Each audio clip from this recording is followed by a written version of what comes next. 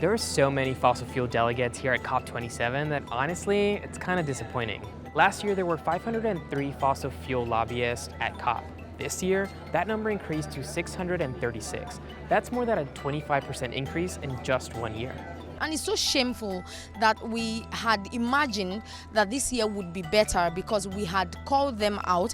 Now these industries, which are the entire reason we're having these climate talks, have more representation than climate vulnerable countries that are fighting to defend themselves. But how are these fossil fuel lobbyists getting into COP27? And more importantly, how are they influencing negotiations? It's against logic.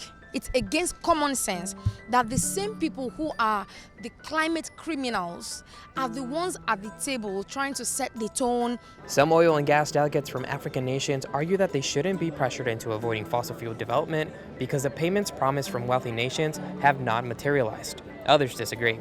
Two wrongs cannot make a right. If we are shifting attention away from oil, if we are shifting attention away from extractivism, how should we look at in order to develop, or where should we be looking to develop? Scientists say we need to stop all new fossil fuel project development to meet the Paris Agreement goal of keeping warming under 1.5 degrees Celsius. We are just saying that this space is not for you. You can't be part of policy making when you are already a part of people doing a lot of harm and injury to our land.